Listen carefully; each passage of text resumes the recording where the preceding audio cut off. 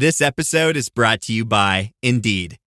When your computer breaks, you don't wait for it to magically start working again. You fix the problem. So why wait to hire the people your company desperately needs? Use Indeed's sponsored jobs to hire top talent fast. And even better, you only pay for results. There's no need to wait. Speed up your hiring with a $75 sponsored job credit at Indeed.com/podcast. Terms and conditions apply.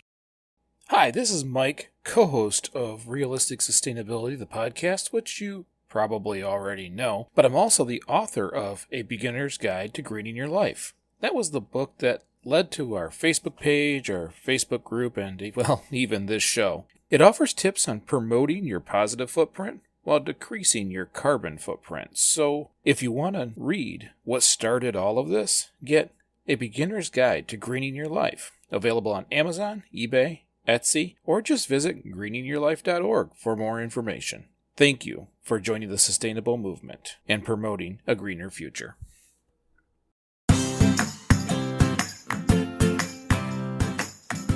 Hi, and welcome back to Realistic Sustainability. I'm Mike, and I'm here with Nick. How you doing, brother? Good. How are you today? I am doing really well. Well, just so everybody knows, we're trying out something a little bit new. We are attempting to video this on Zoom, so if it sounds a little different than normal, that is why, so that maybe we can get some of the videos up online too. Yeah, I thought that was a really interesting concept, so I'm really looking forward to how it turns out. Except for right now, my video stuff wants to eat my headset off my head. That's true. So anyways, we probably should get to the point. This week, we want to talk about small living, or tiny houses, if you will. There's a lot of movement going these days about shrinking your not only your carbon footprint, but even your living space and going a little bit smaller. I, on the other hand, have not done that to this point. I've always talked about how my house is just huge in many ways. But before we start, remember, a tiny house isn't necessarily always 200 or 300 square feet. It's small. It's small based on your need. We could easily shrink here at my house, but even some people who have a 5 or 6, maybe 700 square foot house, they may not be able to. So let's keep that in mind when we talk about tiny house. This is just getting smaller for you. Yeah, I think that when you say tiny house, a lot of things come to mind. I think that because all of us grew up in different size homes, we may have different concepts of tiny. Now, your house is quite large, and the house I currently reside in is quite big as well, but I grew up in a 730-foot house. Right. And that's not a big home. I mean, there was my father, or our father, my mother, and my sister, and me, and at times, generally a fifth in the basement. You, Uncle Mike, so on and so forth. So we packed a lot of living creatures in that home, and we didn't have a lot of room. Right.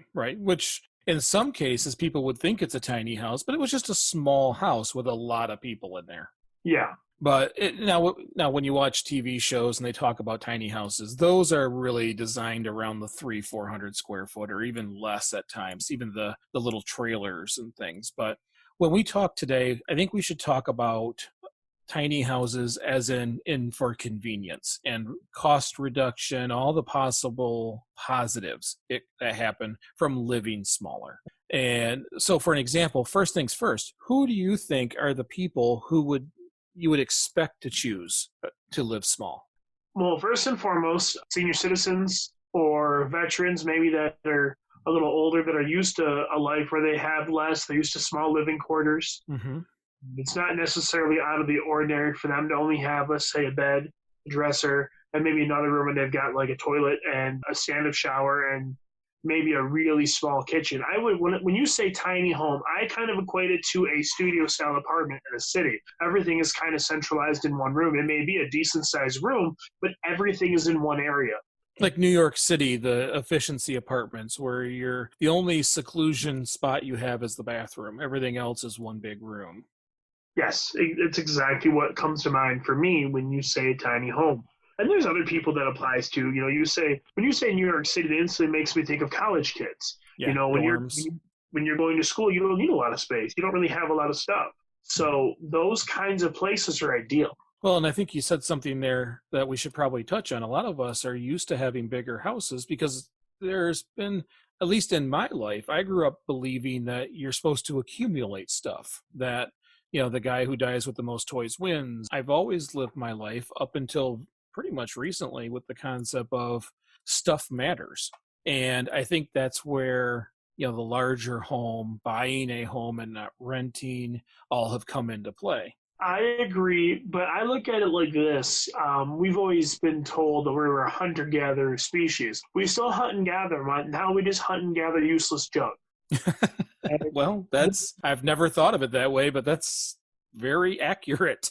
You're walking through a store, you see some knickknack of a pop culture thing you like, a wrestler, a superhero, or maybe, the mascot for a clothing brand, and all of a sudden that's in your hand and you're buying it just because you think it looks cool, and it's going to go sit in a shelf in your room or in your dining room or in your living room. It's going to collect dust, and it's going to sit there for any number of years, and it may never be picked up and actually looked at again unless your kids find it interesting.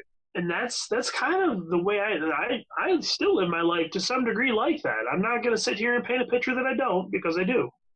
Well, and there's still a lot of things. If I didn't have this background on here, you would see my nerd wall behind me of a bunch of random things that either were given to me or I've bought that I like. The Iron Man stuff. I like certain, I'll call my NASA stuff like that. So I am no better when it comes to it.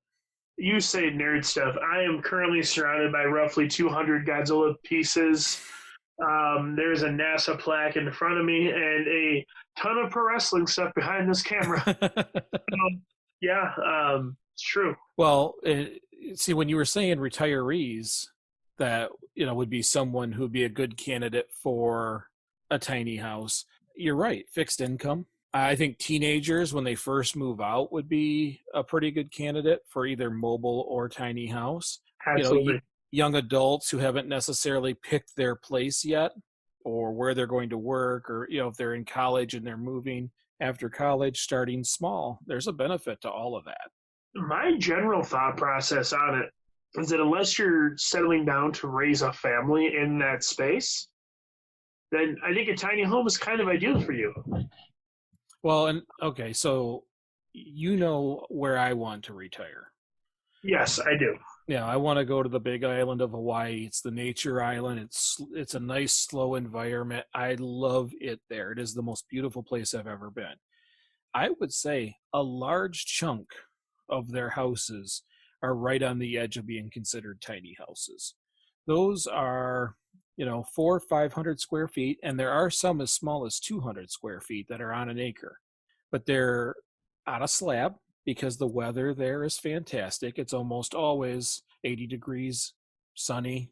The house itself really only holds like a living family room, a small galley kitchen, and a place to sleep with maybe a stall for a toilet. Because on the outside, there's a full kitchen and barbecue on a patio. Your full dining room area is outside under the awning. And your laundry is usually on the other side of the house, outside. Washer, dryer, it's all out there, including your shower. A lot of those places have outdoor showers with basically two little rooms. One room to shower, one room to get undressed and get dressed again. So a lot of those places, if you're talking about different climates, the warmer climates places can get away with it way easier than we could here in Michigan. So when are we moving in? Everything I do is in preparation for 10 to 12 years to be living on that island. Another reason why I like the concept of Starlink for internet on our other program stuff that we do, which is live launch, because then I can live anywhere and still have high speed. I am really looking forward to that. I can't wait till it's available in this part of Michigan. I would like to have it. I think we're all on the beta. You're signed up for the beta, aren't you?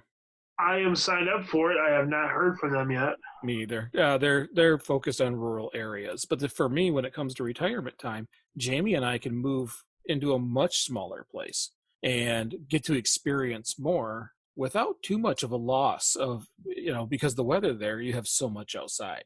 But in Michigan, that's just not an option. You live inside. So keep that in mind when we talk about going small. But you and I have talked about it before in the past about taking these old malls that have I mean, let's be honest. The malls around America are slowly dwindling, and most of them are dying. Yeah, it's true. I can easily see someone converting those into dorm style apartments, building a community in there, have a medical facility, all kinds of other things inside those same buildings where people can live small if they want to.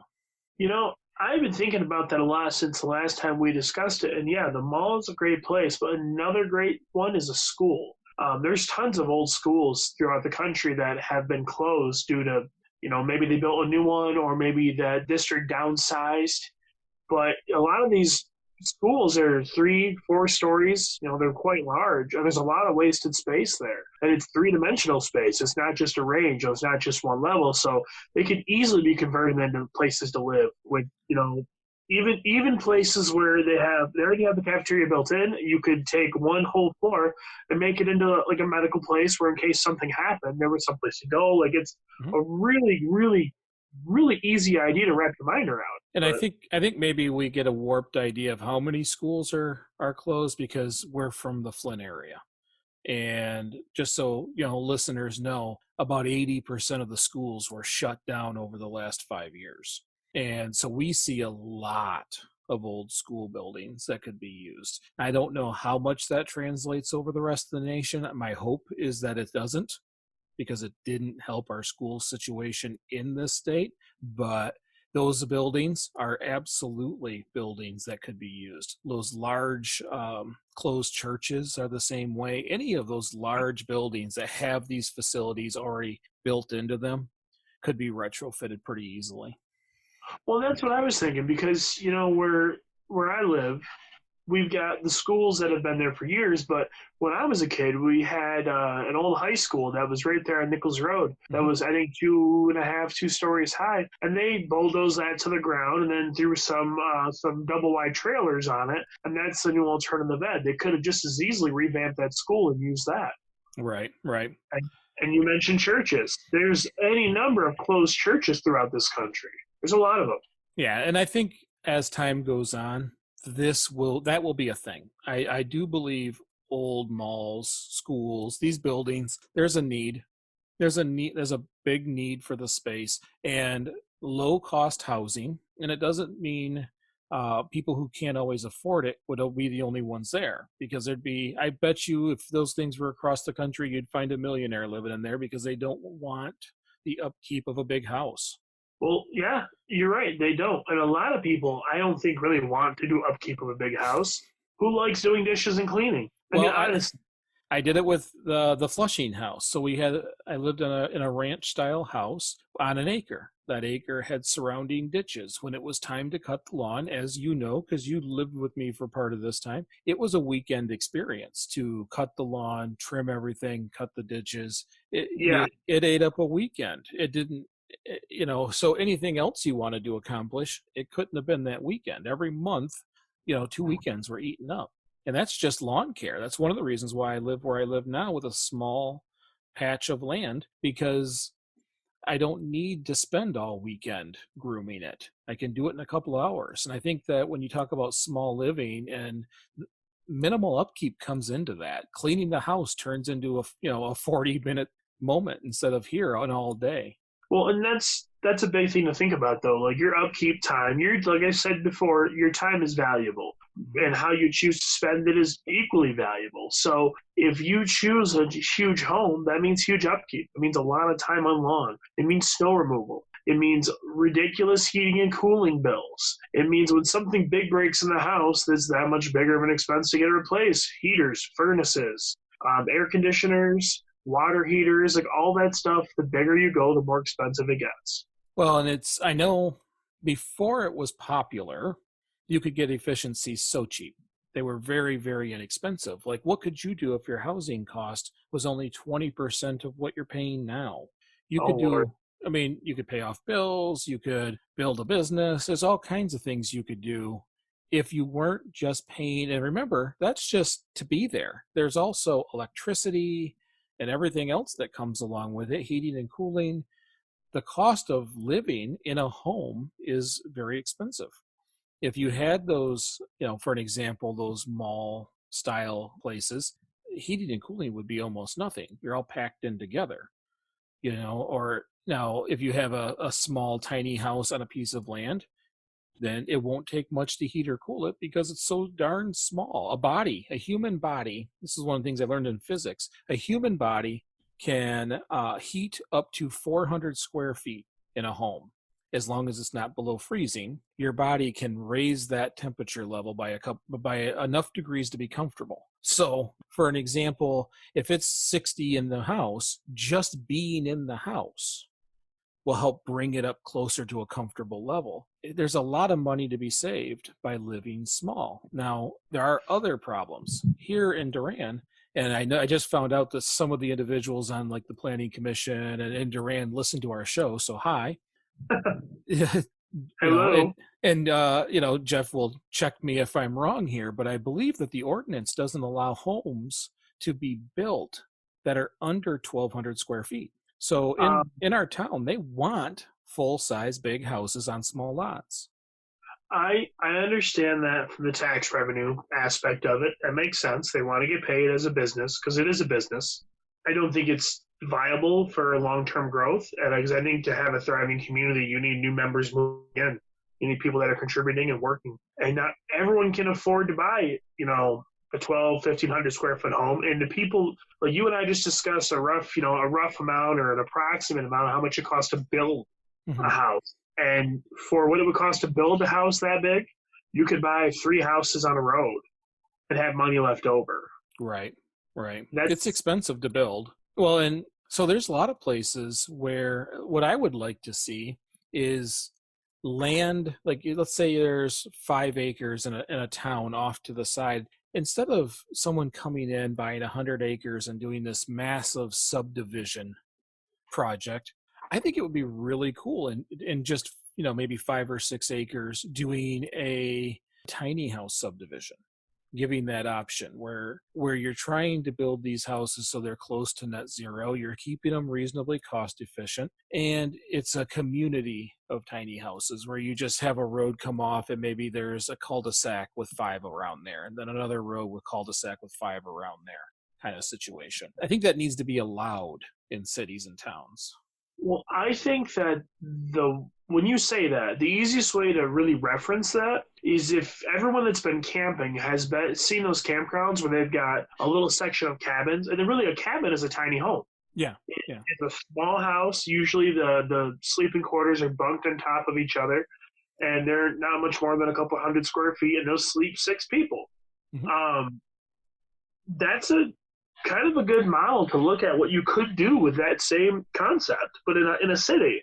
I'm not saying you should turn your city into a campground. I mean, I think that it would look nicer, but I think that it's a possibility. I mean, you could really do some great things with an idea that already exists. It's, just a little retirement community where there's good walk space, where there's a place to ride bikes, but the houses are just 2, 3, maybe 400 square feet. You can do the same. I'm not a fan of a lot of the subdivisions I see now where they've got these 2,000 square foot cookie cutter houses. I always, Jamie picks on me because I call them a witness protection neighborhood because all the houses look identical. All the shrubbery looks identical. No one has any individuality. So I don't necessarily want to see that, but I would love to see much smaller house communities because I think they would fill in pretty quickly.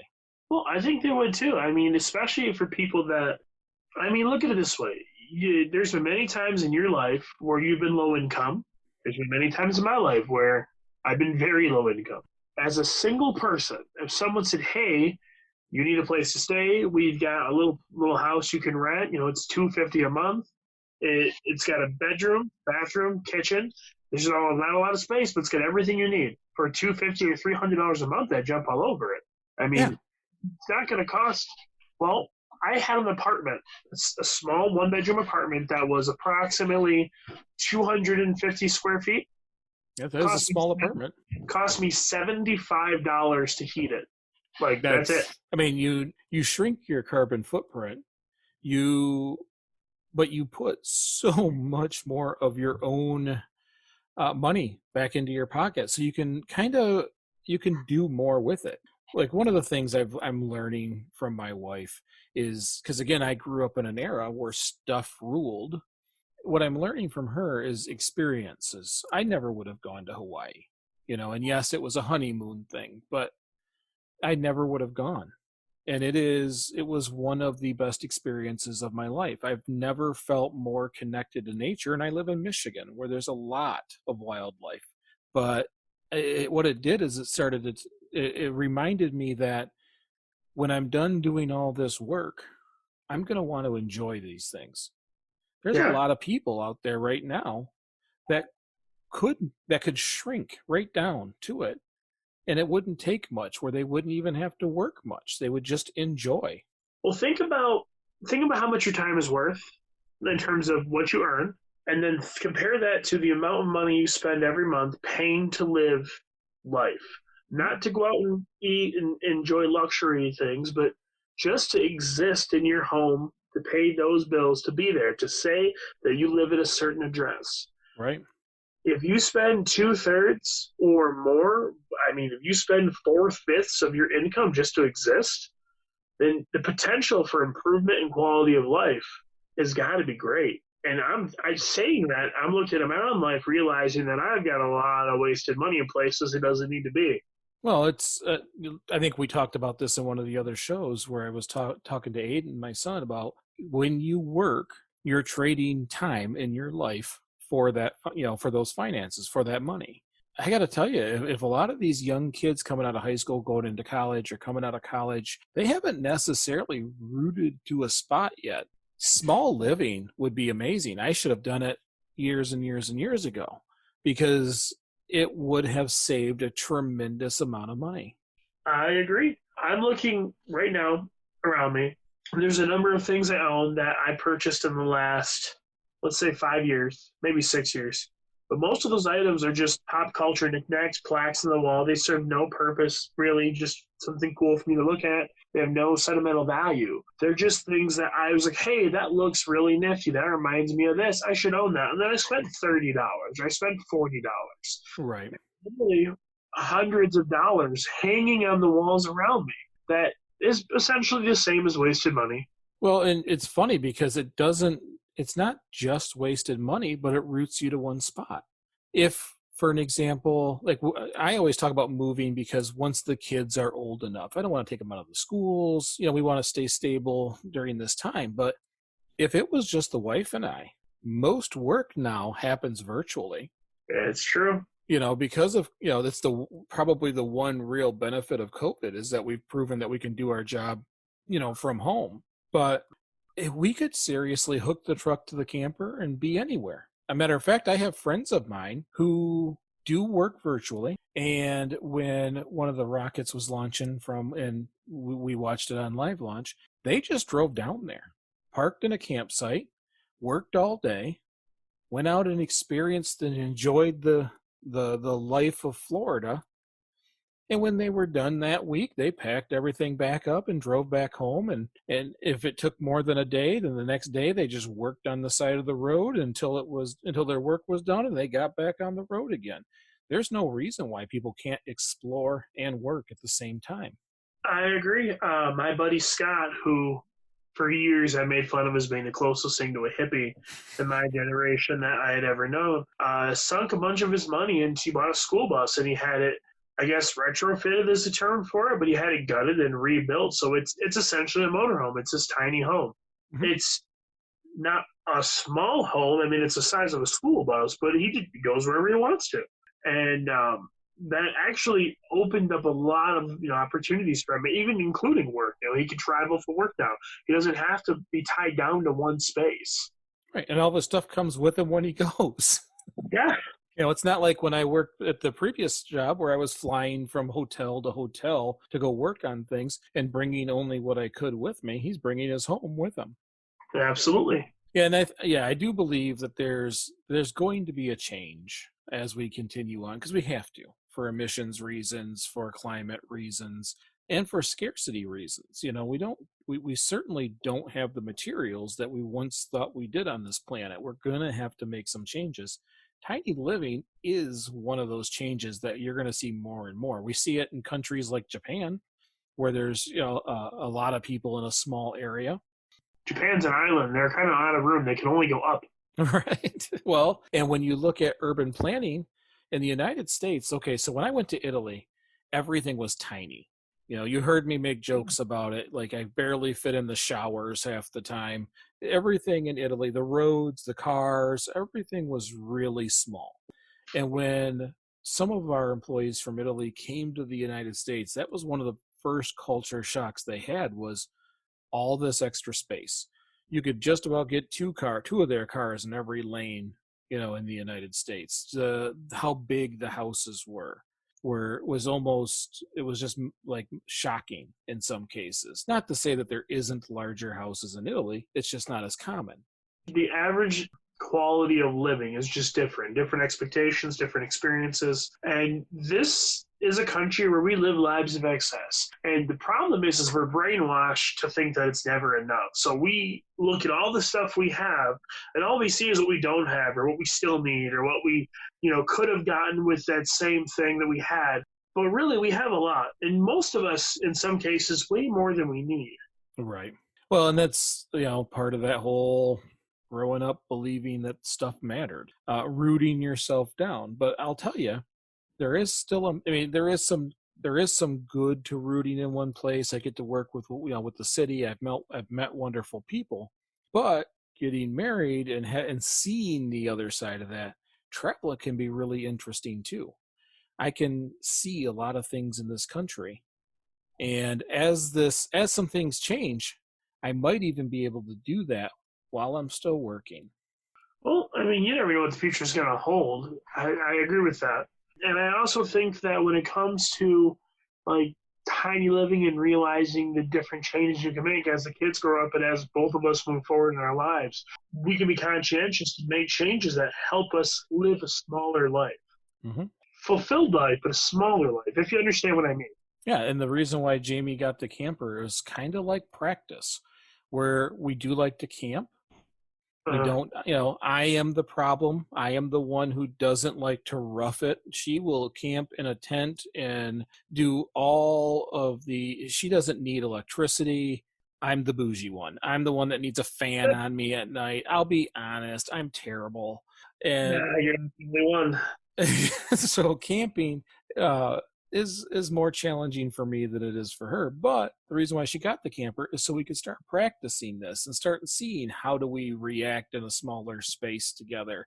Because once the kids start getting older and they start moving out, I told you, Hawaii in the winter, or the fall and the winter, and traveling the continental U.S. during the summer, visiting family and friends and looking at large holes in the ground and Hoover dams and everything I ever want to see. You say Hoover Dams like there's more than one. It's adorable. I know, yeah, there is only one, but I want to see America. I want to drive around and see the cities and towns and visit the places and stay there for a week or stay there for a month or whatever the heck I darn well want to. And I can still work. Well, the way I look at it is that we live in a country that is the bigger portion of a continent. There is so many amazing things here that most of us only seen in textbooks or television or on YouTube. Mm-hmm. And if we can take time to go experience those things, like I would love to see the Grand Canyon one day. That sounds kind of cliche, but I've never seen it. I've heard a lot about it. I've seen it in movies. But there are some things that are just, in my opinion, needed to be experienced, really put into perspective how tiny we really are.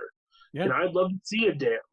I'm speechless when I'm going over the Mackinac Bridge and I'm looking at the lakes on both sides. And I get lost in the notion. The bridge is 5 miles long, and I don't matter. As a person, I'm just this tiny little thing, and I'm standing on a structure that hundreds of other tiny little people built on a planet that doesn't know I exist. Mm-hmm. And I needed to be reminded of that. I can't let my ego take over. I need to be really reminded how wondrous this place is that we live. Yeah, it's worth seeing. I really want to see a redwood. I really want to spend time in Maine during the spring and summer. There's things that I just would love to do. I've been to Yellowstone, but I don't remember all of it. I think it'd be nice to go back. Absolutely. It's just if we live smaller and consume less, we can live more. Yeah, I agree. the smaller your life, the better quality of life you'll have. And I'm starting to think that. Well, no, I agree. I think that I have a bad habit of I see that I need it, it needs to be mine. I'm still very bad with that. I have a friend of mine who was a huge collector, way bigger than me. And he went through something pretty traumatic, and then he just woke up one day and he just told me, he's like, I have a lot of things. Now I'd like some memories. And then he spent about 6 months gutting his collection to nothing other than things he had sentimental connections to.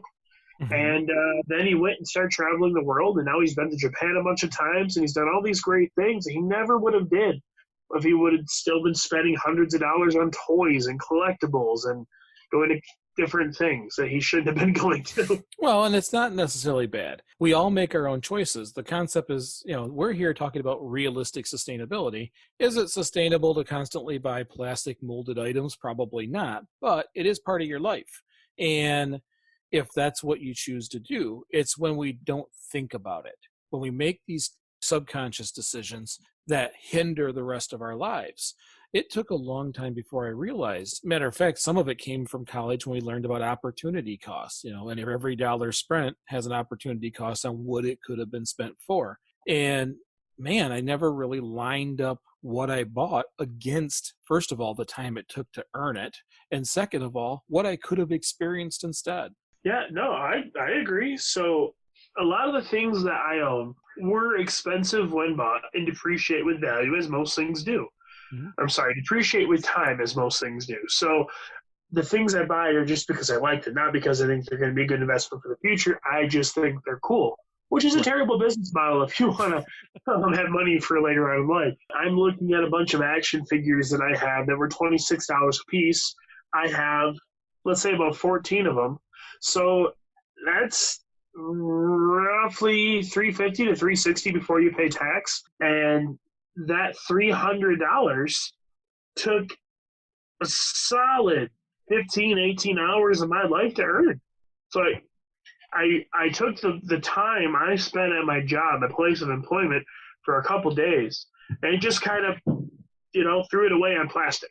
Well, like for an example, like everybody who knows me knows that we have live launch also, but that's because I have a passion for aerospace, and I've still never seen a launch. How many things have I done that has handicapped my ability when I really could have just packed everybody up and went, come on, we're going to Florida. I want to watch this launch.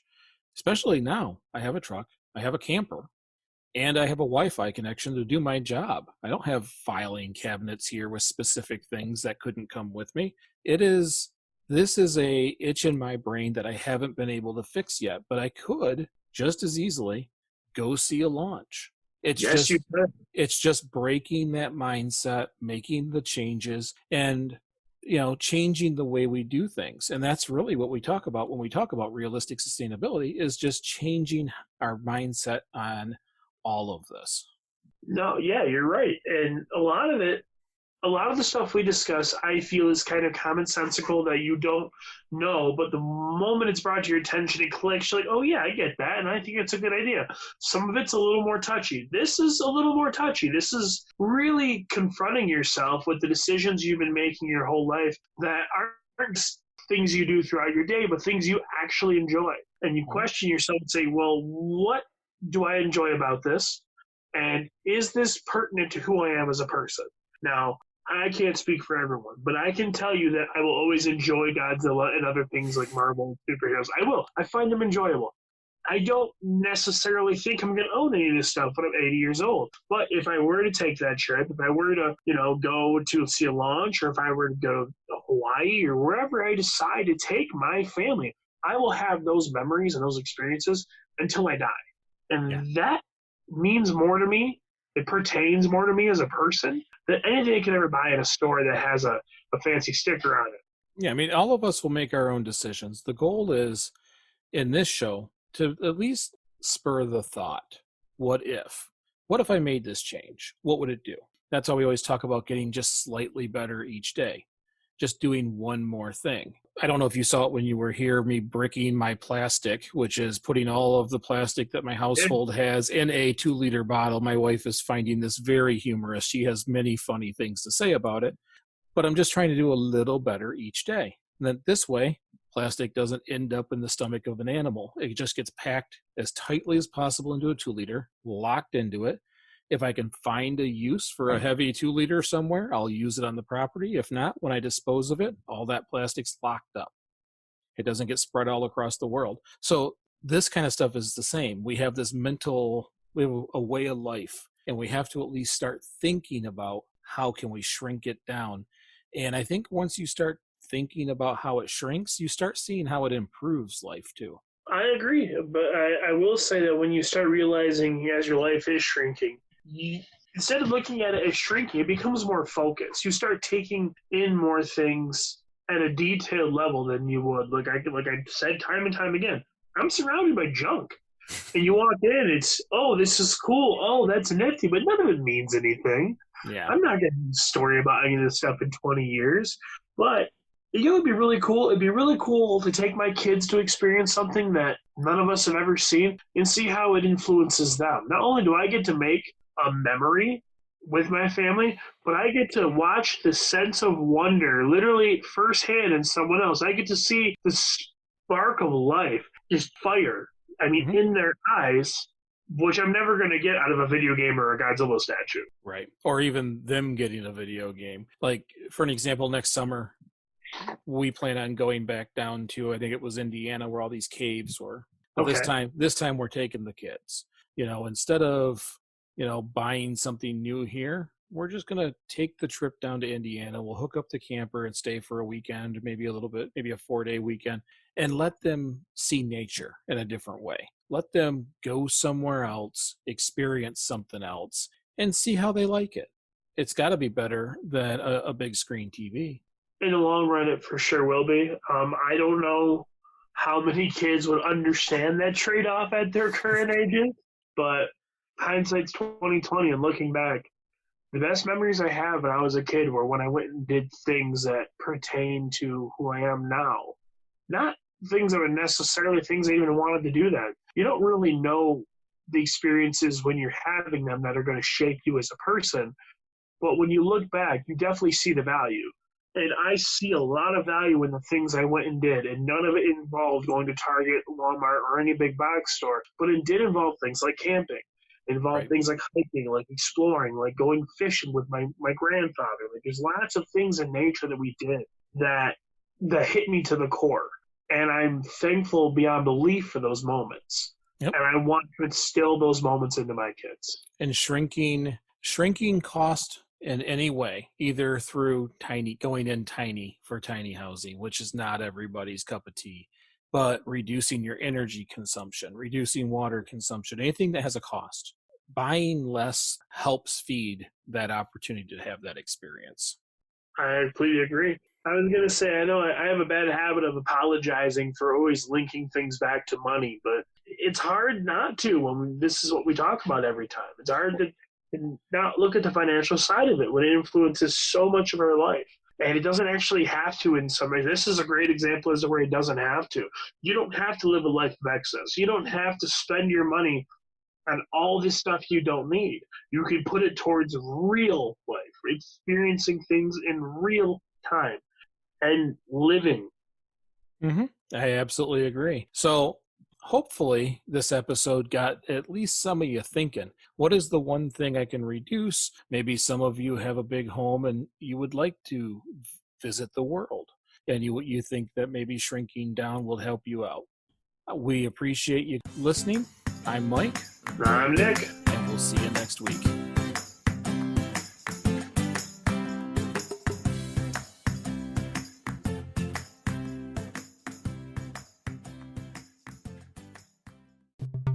If you have the desire to be sustainable but are unsure of what can go in the recycling bin, or you're constantly forgetting the reusable grocery bags, check out Starting Sustainability, the podcast. Don't be frustrated or confused anymore. Starting Sustainability was created to help those beginning their sustainable journey. Each week, we give ideas on simple concepts you can easily incorporate into your current lifestyle. We also share stories of what works and what doesn't, so you don't have to waste your time and money. Check out Starting Sustainability, available everywhere you listen to podcasts.